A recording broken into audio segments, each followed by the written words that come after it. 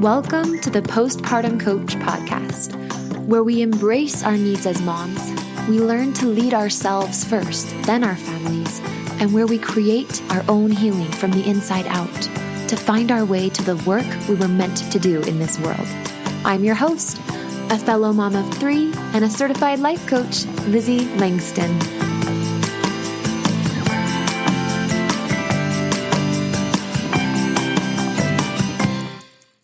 Hello, everybody, and welcome back to the Postpartum Coach podcast. I'm your host, Lizzie. It's been a little minute on here, and my kids have been home from school. I had strep throat. I've been doing some work behind the scenes in my business and investing in myself, and so it's really good to be back. Today, I feel very inspired to bring this episode to you, and it came together I don't like the phrase last minute because that insinuates that it's like unorganized or something, because I feel like this is actually very organized on the other side of the veil. Maybe we could even say this episode is coming to you guys because I believe that God cares about the pain of women who have lost a child at any age or stage in their motherhood or in the child's life. And I have with us today a sacred, beautiful, wonderful, fun, gorgeous, intelligent friend of mine. Her name's McKenna. I'm going to let her introduce herself. I'm so happy to bring her to you. I've wanted to have her on the podcast for probably like a year. And I feel like she's in high demand, and she's also a busy lady, and she's got kids, and you know how it goes. And so anyway, a quick backstory is I heard of a mama whose child just passed away in birth complications. And, a friend of mine who is friends to this mama, I don't know the mama, but a friend of mine who does know this mom reached out to me almost in a panic, it felt like, and was just like, how do I support her? You know, because those of us who haven't experienced infant loss, it feels so important to support. And yet, how do we do that? So in today's episode, I'm going to have McKenna, after she introduces herself and shares her story, we're going to be talking about tips for I hate the word tips. Sorry, I said it. I was like telling McKenna, I'm like, I don't want to say tips. This is not like a crafting interview. Okay. We're not doing arts and crafts here. This is so beyond that. But she's going to be giving pieces of hard-earned wisdom, like literally heart-earned wisdom and hard-earned wisdom from her own personal experience of infant loss. She's going to be sharing some pieces of wisdom and just heartfelt things for the moms who have lost a baby. And that could be long ago, it could be recently. And then also she's going to be talking to those of us who have a desire to support somebody in our life who's lost a child. Maybe things not to say, maybe things to say or do. So with that, McKenna, we're so happy you're here. I personally feel so honored to have you here. And I'm just really excited to let you introduce yourself and share a little bit of your backstory. So welcome. Thank you. You are so kind. I'm like blushing with all the compliments, but I am McKenna Woolley. I am an artist and a mother and a wife and a creator at the core. So my whole journey to motherhood has been a creative process, and it's been accessing that creative part of myself. And so currently I am building so many different things because if anyone knows human design, I am a manifester. And so I am constantly creating and never taking it further. I need more generators in my life, but I'm here for you. I'm a generator. Yes, sweet. So I am actually trying to build a steady stream of income for me, myself, and my family. And I'm building brand. It's called Brand Builder. Because I've been designing brands for over 10 years in different areas of my life, but it's always been passive. I've just kind of allowed people to come to me. But now I'm going to build like a whole thing that people can have brands made for them. So yes. It's going to streamline businesses. So can I interject for just a second? I told you, I warned her, you guys. I said, McKenna, sometimes I interject and I'll ask nicely, but I need to say things sometimes. No, you're good. Okay. Here's what I want to say is, you guys, I just, my heart, I have tears coming to my eyes because for a long time, McKenna was in the depths of grief. And I think we always still are to some degree. It's not like we're not. And she's going to share more of her story with her daughter, Claire. But it brings my heart so much happiness. And I hope that those of you that are listening can just take hope that McKenna has lost a baby. And here she is, like, she is here. Here she is. And she's just, it's been so beautiful and also just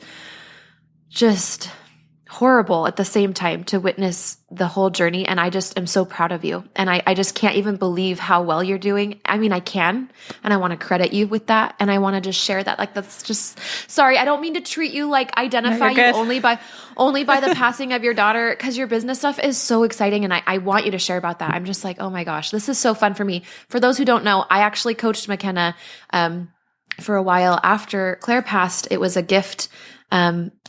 Somebody purchased McKenna's coaching sessions, and oh my gosh, it was incredible. And anyway, I had to gush for just a second. Okay, you can continue. Yeah. Well, it just shows that there is light beyond the passing of a loved one. And so yeah, I don't think in that phase I ever thought I would be to this point where I would be creating again. But I think for me, that's been such an integral part of my healing journey, is to tap back into the things that brought me joy before her passing.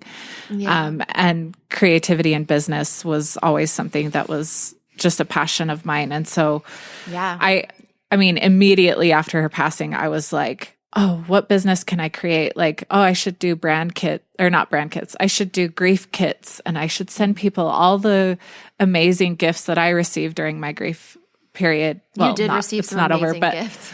But it's like, so I was already like in business mode, but my mind and my body was like, take it easy. Like, the initial sting of grief is just the beginning. Like, the hardest parts come afterwards. So I could jump into my journey now.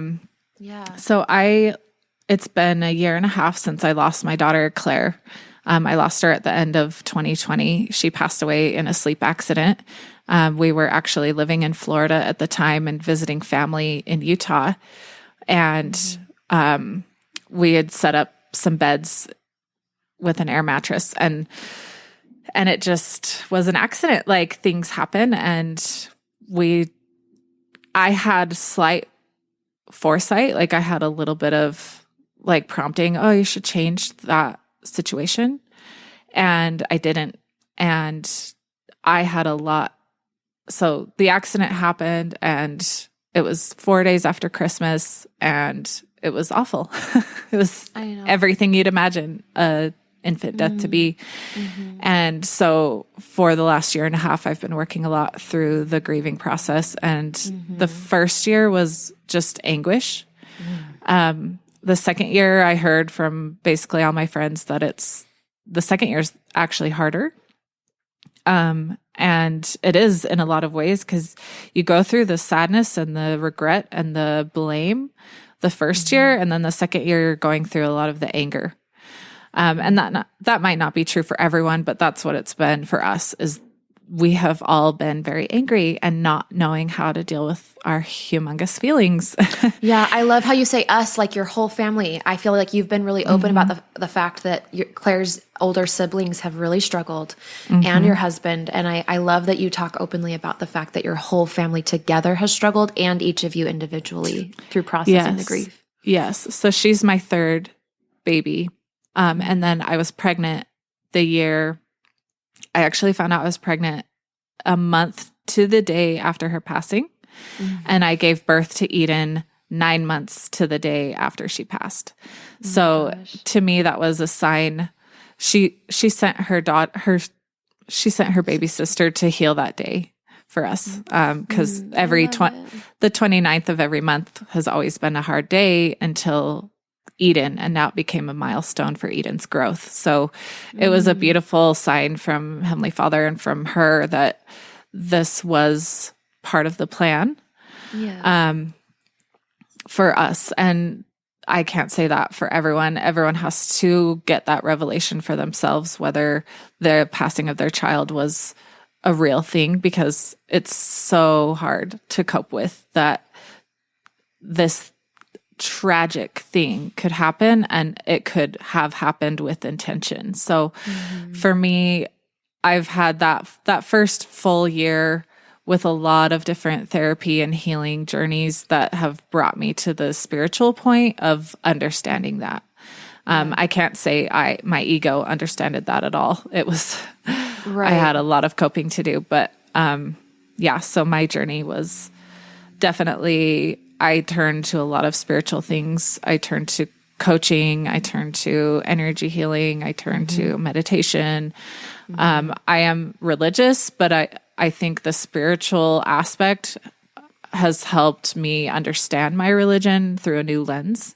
Yeah. And so that gave me just different words and different language to be able to understand like how the spirit side works and how it works on this side of the veil. And so I don't know, it just gave me so many expansive tools to understanding like when I feel Claire and when I think of Claire, or when she's speaking to us and how she's communicating with us, that helped me to know that she's still there and that she is still a guide in our life. And so that journey what has propelled my healing is building that relationship with her on both sides of the veil. Oh, I love that so much. Oh, it reminds me of this book I was reading. Is it called Signs? Well, now I don't remember, and I might have to look it up, but it was written by a psychic medium who is a New York Times bestseller. And I am looking it up because I kind of want to remember what it was called. But there it is, by Laura Lynn Jackson. Okay, that's her name. So it's called Signs, the Secret Language of the Universe. Anyway, she literally has this gift where like people from the other side talk to her, they show her things, and she's able to just promote so much healing for those who have had loved ones pass on in tragic, horrible, terrible ways. So sad.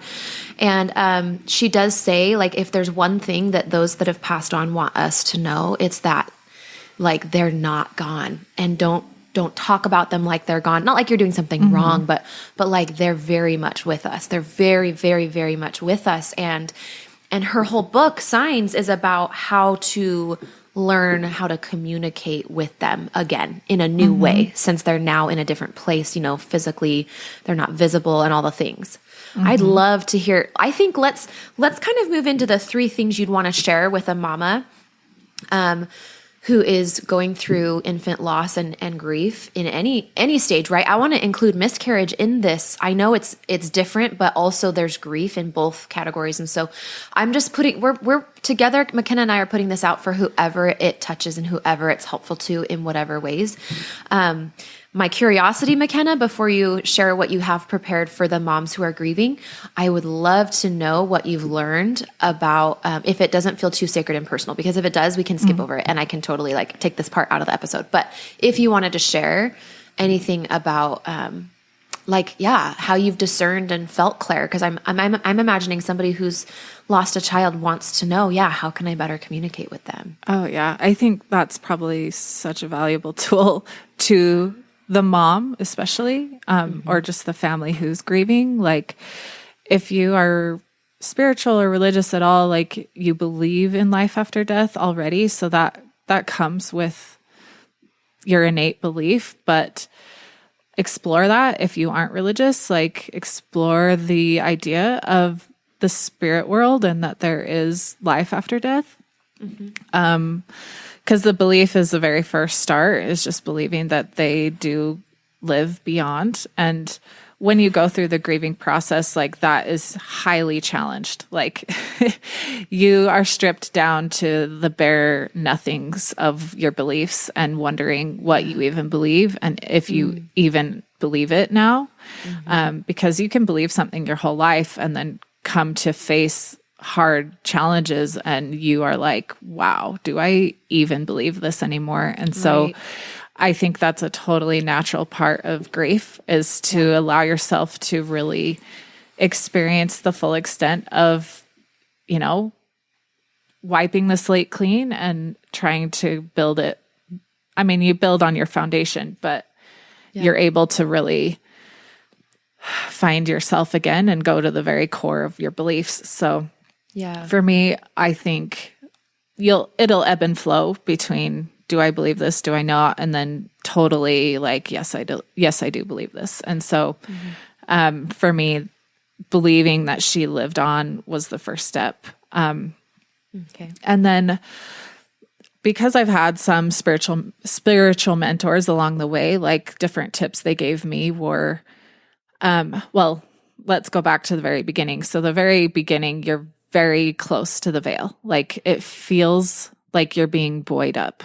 Like when they first pass away. I remember you saying that at her funeral, like you felt her so close. Yes. And it felt so different. So if anyone's ever felt the spirit, quote unquote, like felt the Holy Ghost, it usually comes, for me, it comes from the front of the heart. So it's this feeling like it's coming from in front of you.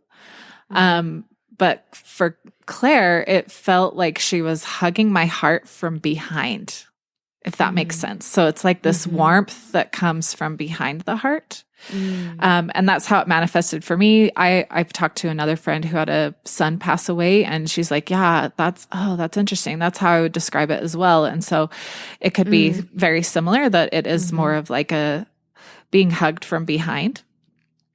So that's like the actual sensation of what it feels like spiritually. But sometimes it's actually been like a ringing in the ear. I've had her manifest in that way, where I've had like a high humming in the ear. When it's like she's tried to speak to me, and it's a high pitched frequency because they live on such a higher plane. So I heard her through just a humming in the ear, and it was this little nod of like, I'm here, mommy. Because there was a point, to share a story of that. I had given birth to Eden, and I co-sleep, and I don't want to get into that. And I still do. Yeah. And so Eden was sleeping right next to me, and the blanket had gotten up a little bit high, and I went from a really, really deep sleep to being awakened like that. Like it was just awakened. And I saw the blanket, and I pulled it down, and then I laid back down, and I had a ringing in my ear. And I was like, I wonder if that's Claire. Like it was just this thought of, I wonder if that's Claire. Because I had heard like a few weeks before that a high pitched ringing is usually a spirit. And at that point, I was just like, oh, it was her. She was there to wake me up, to help with Eden. And comfort you probably too. Yeah, because a lot of postpartum for me with Eden has been the trauma. Like it's brought up a lot of the trauma with Claire. Right. Makes sense. And so experiencing that was like, okay, she's watching out for us, and she's taking care of her baby sister, and making sure she's safe. And so, I had a friend who's spiritually gifted verify that for me. Like, was it Claire? And she's like, yeah, it was. And she was learning how to engage in the physical world. She was learning how to wake me up, basically. Wow. There was a guide with her who was helping wake me up. So I don't know. Oh, I love it. Thank you so much for sharing that. Oh, yeah. I bet there's so many stories that you could write a book probably. And I can't even wait for all of them to keep happening, because that just means we get to feel Claire more. Yeah. And for me, that's been such a I said this before, but it's been such a big part of my healing, is seeking the spiritual things. Yeah. So there's a book, I'll have to look it up and you can put it in your show notes, but sure. It's about an experience of a father who passed away, or no, he was actually in a coma, and he was in a coma for several months. I don't even know how long, but he was living on the other side of the veil while his body was in this coma-like state. And he comes back to live, and he writes a book about his experiences on the other side of the veil and how he engaged with his family during that time, and instances that they had experienced where they felt him and knew he was with them. And so it's just cool because you get both sides of the veil and how it interacted. And so for me, that's been so huge. So yeah, I'll put that in the show notes for sure. I'll get that from you after. We have to do that. I just wanted to also reiterate the ringing in the ears, McKenna. And not that this is really for the audience too. Like, I have a book, it's called The Healing Questions Guide by Wendy Jensen, Wendy with an I. And anyway, she talks about in there how ringing in the ears is associated with, basically angels, guides, spiritual messages trying to come through. And not being able to be heard or understood, or even just learning, like you said, how to speak to you and communicate with you. And so that's just really, really profound. And thank you so much for sharing that. Yeah, of course. So I mean, I don't want to like guide too much here, because I know you have so much you could share. Yeah. And I want to hear. I'm like so open for all of it, and I know everybody's hanging on your every word. So I'm going to just say, go where you want from here. You know, what I was going to say is like the things you want to share for a grieving mom. But if anything's coming through to share, like, please just do that. Well, no, because I think I can lean into that, because that is, for me, part of what a grieving mother could and should do is seek out spiritual things. That was number one. We did number one. Yeah, exactly. So check. Because that's, I don't know, like, that's been such a big part for me that I'm like, if that's where your spirit is telling you to go, like, go, and don't be afraid, and don't feel ashamed. Like, for me, energy healing was so taboo, and obviously it comes passing. Yes. And it comes with a caution always, because anything spiritual, like, you want to proceed with the gift of discernment. So pray for that gift first, and then proceed with that gift. And I think we're entitled to that gift of discernment to know, what's good and what's not, and what's for my benefit and what's not. And so, especially after your baby has passed. Like, because you can be really vulnerable. Are just like entitled. I'm like, nope, she gets it. She gets a free pass to understand spiritual things if she seeks them. Exactly. Totally. And it propels you to, like, innately. I think for me, it was a natural thing to want to understand spiritual things, because that just gave me more reason to reach beyond the veil. And I think so many of us are seeking those things spiritually with what's happened since 2020. Like, it's kind of had this upheaval, and like, what do I believe? And, so for me, that's where I took it. So seek spiritual things if that's pulling you. Okay. And then the second thing I would say is allow yourself to feel your feelings and not be afraid of them, not be ashamed of them or afraid of them. Allow yourself to truly grieve and feel it all, because you have so much validity in your experience. And I think that's what so many of us seek, is feeling valid for our experiences, and allow that process to unfold, and allow yourself to, I mean, you might have to set up a support system, or set up a sacred space for you to go to, compartmentalize that grief and allow yourself to grieve within those confines. Because it will spill over into a lot of your life, and it's okay to have boundaries to, like, hey, if grief comes up in the middle of the store, like, it's okay to leave your grocery cart and go in the car and cry. Yeah. Like, however it shows up, like, allow yourself to grieve, and to cry and to yell and scream and to be angry at God, because He can handle it. Yeah. I think a lot of us feel the shame from, questioning our faith, or feeling angry at God, and how can you do this to me? And part of my grief was being angry at myself for not following the Spirit. And it's just like, allow yourself to feel all those feelings. Yeah. And just do it. Because the only way out is through. Yeah.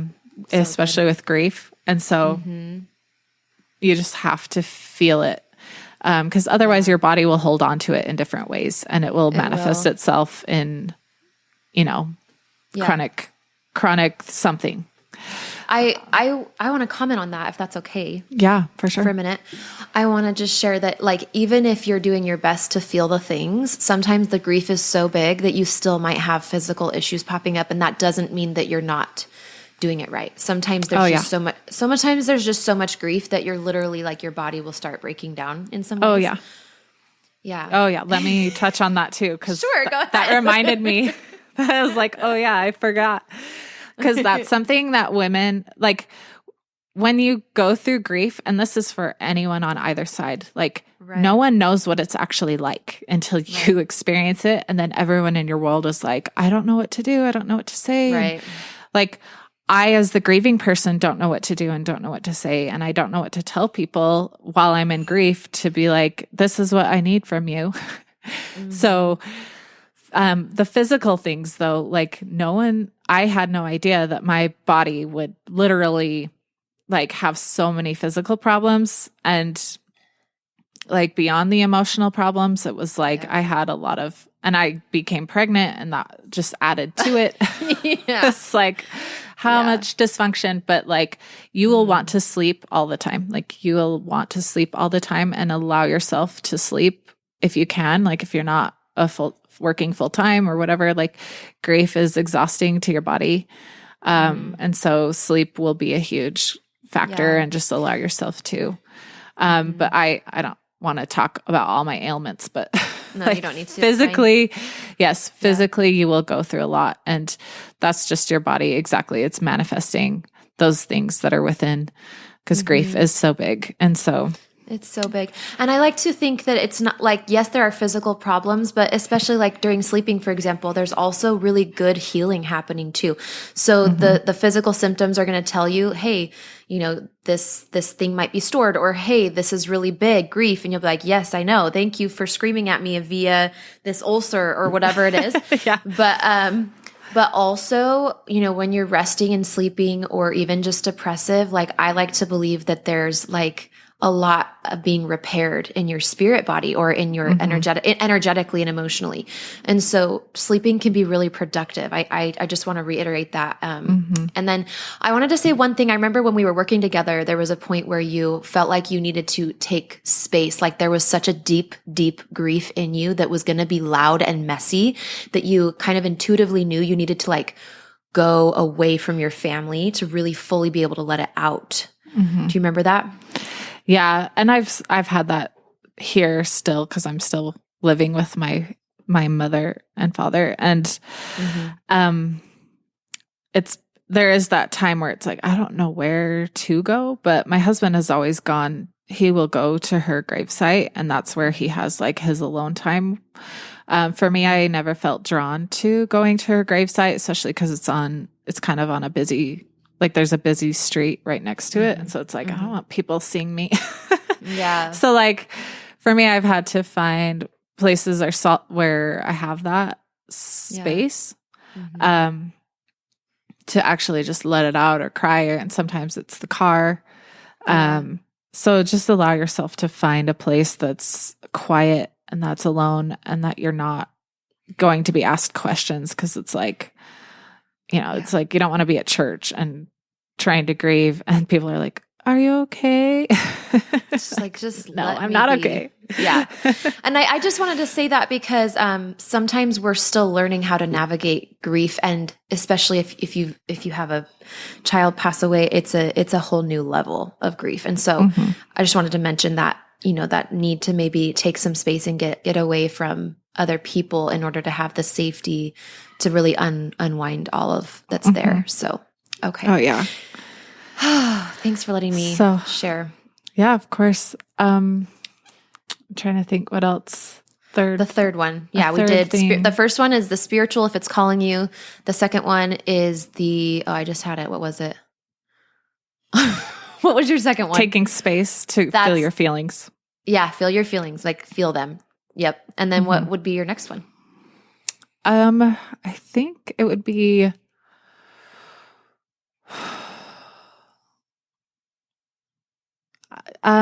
vocalize.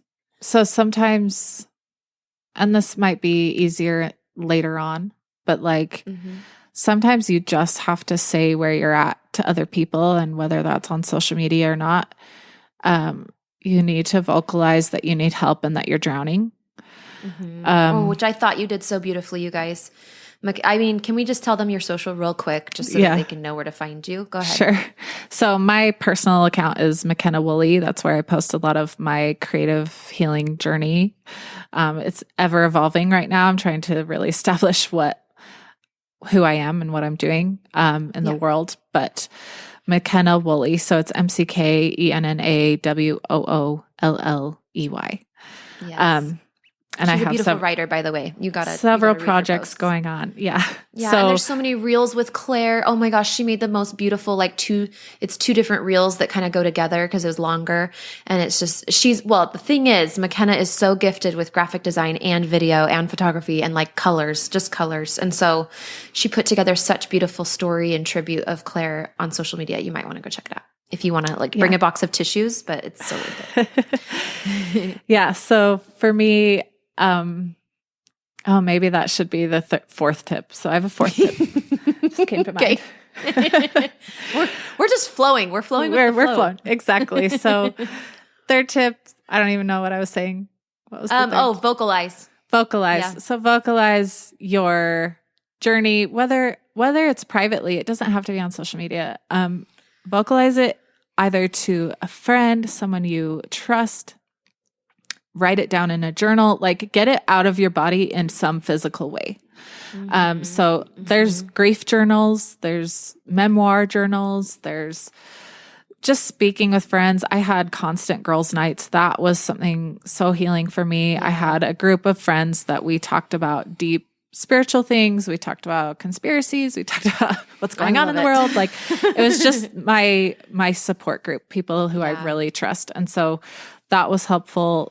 Just find an outlet for expressing your grief, expressing yourself, expressing in some way, whether it's through vocalizing it, which is very healing, but also through movement or, so that would bring me to the fourth thing is find some sort of creative outlet. Creation as a woman is our sacral energy is so important for finding our voice, and finding ourselves again, because we as mothers, and because it's almost like when you lose a child, you lost something that you created. Right. So you have to heal that creative part of you. So for me, it's she was 11 months old. And so I was still nursing her. I was still her source of life. And so for me to lose that, I have had to heal my creative source because it was I gave up this beautiful creation. It's if you spent 2 years creating a piece of artwork and then you set it on flames, you're going to grieve that time you had with them and that potential. And so for me, that's been a huge part of healing. So for me, it's been art, but that's because it's always been a part of me. But for someone else, it could be singing or could be dancing or just something to shift you from this melancholy state to get you out of this grief. It will still be with you, but you're allowed to process it in a creative way, instead of just wallowing. I love it so much. It's so wise. I think about how many hours of crying and depressiveness and tears to be able to take these nuggets and put them on this podcast for other women. You guys, this is so special. It's so valuable. And I think at the very least, just go give McKenna a follow and tag along, say hi to her, let her know that you listen to this podcast. I'll put her Instagram handle below. Speaking of art, you guys, we didn't get to talk a little bit about this yet, but McKenna is an amazing artist, along with being a brand designer. She can do logos and websites, but you want to just tell us a little bit about what you're doing with your art right now, as your creative outlet? Yeah, for sure. So for me, probably at the year mark of her passing, I got to this point where I'm I am ready to do something. And my husband's been into crypto. He got into crypto right after her passing. And so we got heavy into, it's called NFTs. It's basically digital collectibles. So I started creating a collection of art pieces that, it's a generative project. So you basically create all the layers, and then the computer generates hundreds of variations of this artwork. So wow, that's I created this collection, which I haven't even launched yet. It was kind of, I don't know what this piece of the puzzle is and where it fits yet, but it was like I was compelled to create this project, and then now it's kind of like on the back burner, but it's still there. You're such a manifester. Oh, totally. That's what I'm saying. Like I have so many projects that I'm like, okay, I don't know what to do with this. That's awesome. But so the whole project is based on loss and healing and motherhood. So there's so many NFT projects out there, and they're all like pictures of bored apes or of like monkey, like random, like really random art pieces. But this, I wanted to be a meaningful project for women and mothers, and to be a symbol within the world that motherhood is sacred, and that healing and opposition. And so it's called Mothers of Eden, because it's based on the Garden of Eden and women being the propellers of a lot of, like Eve being the propeller of the world, and allowing opposition in. So, and my daughter, we named her Eden. So it's just kind of this beautiful collection that symbolizes my journey, but also the journey of other mothers. So each figure, so it's a woman who's holding a baby, and the babies are symbolic. Some of them are angel babies. Some of them are rainbows. Some of them are pineapples, which represents infertility and IVF. There's some that represent puzzle pieces to represent like autism, or, whatever life experience the mother has, the baby tells the story of. So, oh my gosh. So that's the Mothers of Eden project. How do they that was, it's at Mothers of Eden on Instagram, but I market on Twitter for the NFT community, but, it's in the works. It'll launch when it's meant to. It will. And it will be, it'll be a digital collectible. So you collect it, and then you become, it's like almost like a membership in a way, like you become part of this community, but it's also tied into, like finance, where I can't say investing, but you're buying a project that you believe in and that you see could have long-term value. Because if you buy a lot and then you sell off a couple, if the value goes up, like it's kind of like the supply and demand stuff. So I don't want to get into that. But I'm like, you guys go Google NFT.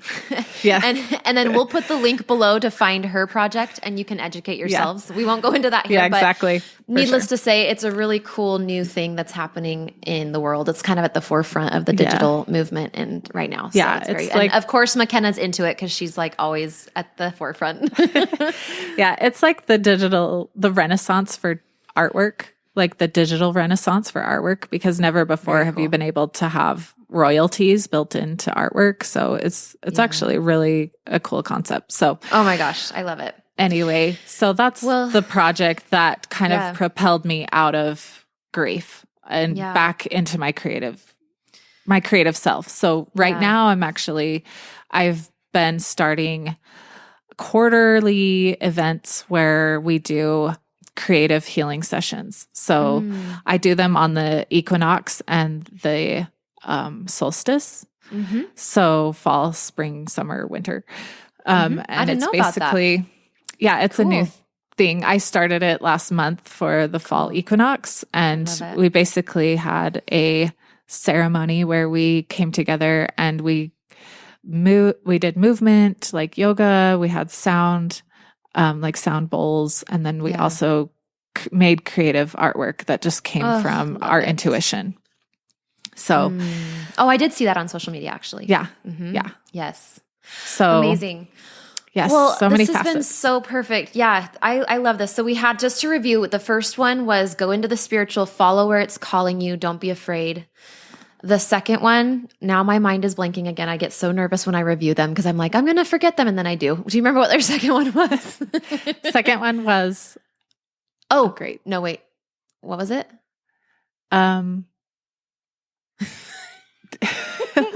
Okay, we don't have to put them in order. The third one was vocalize.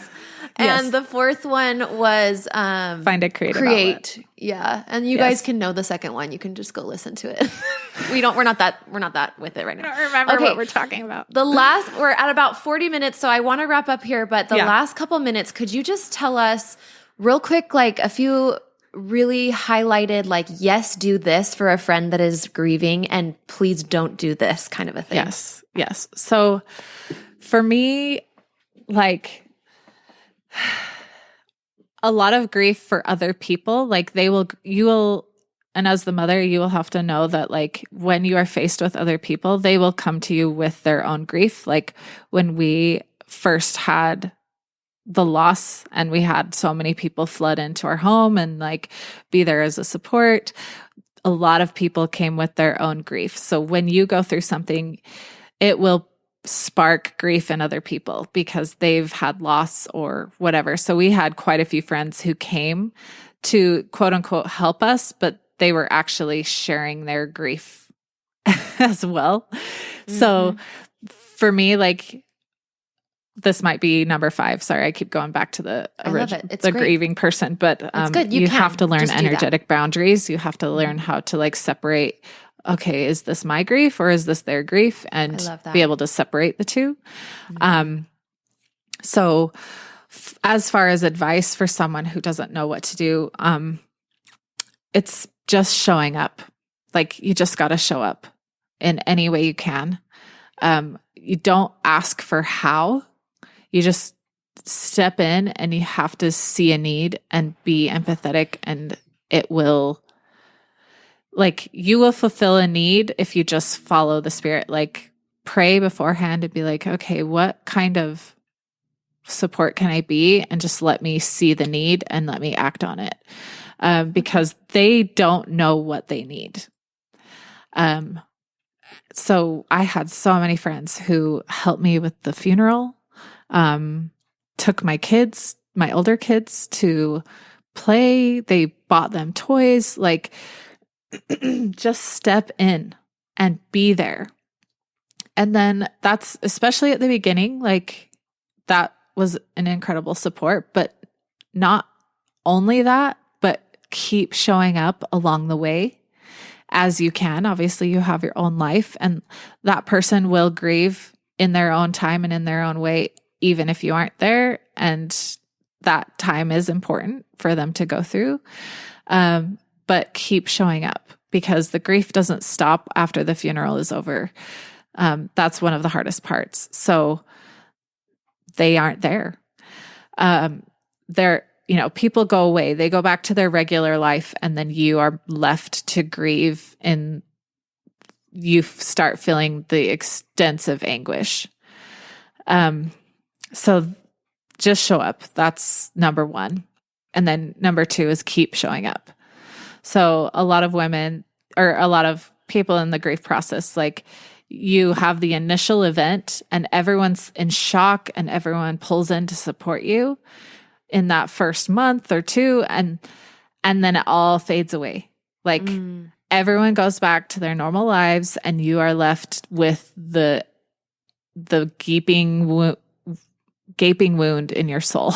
Yeah. And I think that's a product of us as a collective not really understanding grief and how it works and how long it really does take. Yeah. Mm-hmm. And so my advice is to show up initially, obviously, and fill the needs where they are.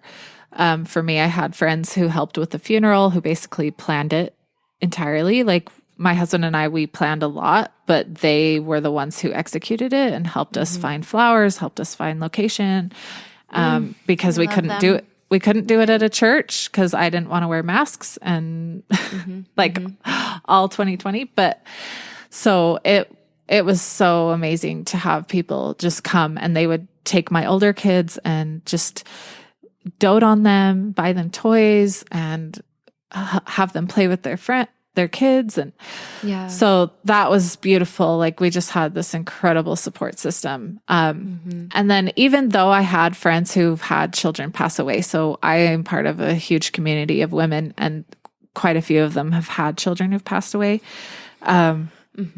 And they warned me that, okay, like, just so you know, after the funeral's over, like, everyone kind of goes away. And they're like, we're not going to do that.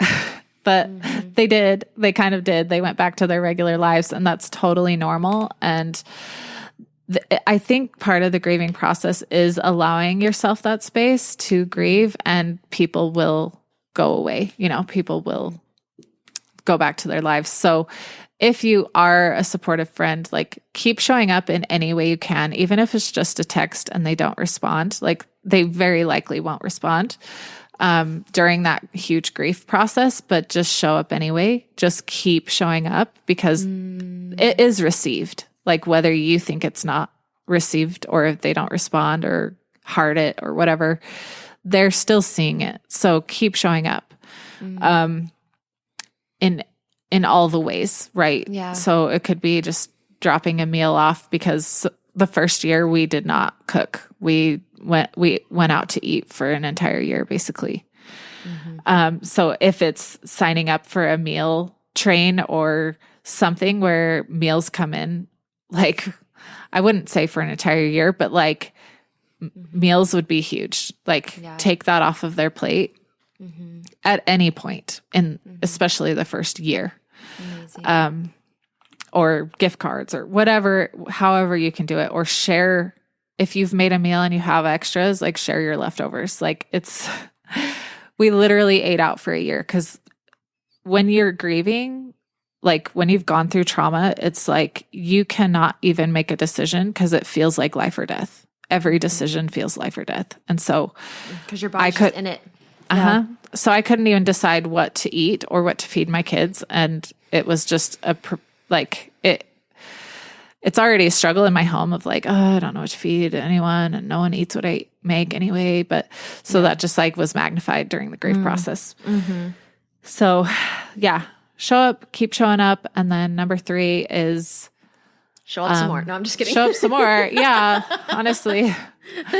Because like, I think that's truly what the only thing we need. Like, be a real friend. And the things you probably shouldn't do are like, people try to provide comforting words. Like, oh, I know, you might share like what you believe or what you know, but in reality, like, that person who's grieving, they have to come to that conclusion on their own by the Spirit. Like, you can't really know what happened, and everything happens for a reason. Like, don't say crap like that. Like, that's not what we need. Don't do it, because the Spirit will teach them anyway. So just trust that they're going to receive their own revelation about what happened. And so it's not really necessary to say those things, unless you are like literally a spiritually inclined person and you have specific gifts. Like, you can share those gifts, and then they can discern with the Spirit if it's true. And, but yeah, for me, it was like, I just needed people to show up and to keep showing up, because you will go through waves of like complete and utter despair and panic, and you will ride so many waves of grief. And as someone who's grieving, you feel like you're expending every single resource you have and every friend you have. You're like, I really hate that I'm in this situation and that I can't get out of it, but I really need people to keep showing up. And so thankfully I have a lot of friends. So I have a huge web support group. Because otherwise you're going to feel like you're taking on, like you're giving your grief to so many people, or like the same person over and over and over again. And so,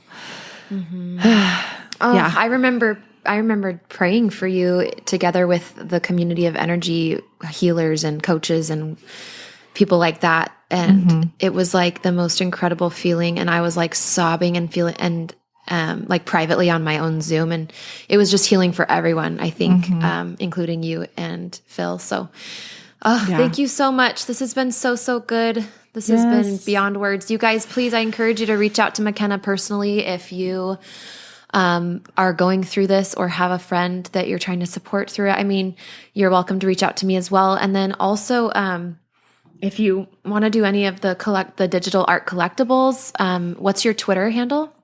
So it's Mothers of Eden. Well, my Twitter handle is, Mothers of Eden. Okay. And the website is mothersofeden.com, where you can check out see her the website. artwork. Yes. Yeah. And you can also see McKenna's amazing talent in building websites and branding. You're doing some branding for like some coach friends of mine, and they're the luckiest. She's really good. So I'm so proud of you, and I'm in awe of you more than anything. And I feel honored to have been able to share a place at the table of your grief with you. And also, I feel so special that I've been able to witness such a huge transition in you. Like, you guys, your body knows the way. And if you follow your body and you listen to it and you stay close to it, it will lead you through the grief. And that's just something I know. And in my programs, that's something I teach completely. And on Instagram, I'm talking about it all the time. Your body knows, especially with grief that feels so scary and big and uncharted. Literally, your body and your spirit, they know what to do with grief. So just use them, move them, take care of them, be with professionals that can help you connect with them. And thank you again so much, McKenna, for sharing your wisdom with us today. Yes, of course. Thanks for having me.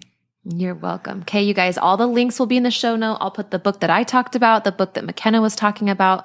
I'll put her NFT link, her website, and her Instagram. And of course, my stuff will be there too. So love you all. We'll see you in the next episode. Thank you, McKenna. You're welcome. Hey, everybody. Lizzie Langston, the postpartum coach here. I help women go from struggling postpartum to thriving postpartum. And it might sound like a crazy thing to try to do, but I actually have a really simple 3-step process that I created both from my own experience in the trenches. It's been almost a decade of me either living my own experience postpartum and or getting certified as a life coach and creating a holistic, body-centered 3-step process that involves yogic principles and mindfulness. It's quite Eastern, but it's not complicated. It is rich, and yet it is totally digestible for in the moment, for a stay-at-home mom, for a working mom, whatever situation you have going on. So you can learn it. I'm helping people right now via private coaching, and I also have a group coaching program. Email me, Lizzie@LizzieLangston.com. I will reply to you, answer your questions, and help you figure out whether the group or private coaching is best for you. That's how you can work with me right now, and we'll talk to you soon.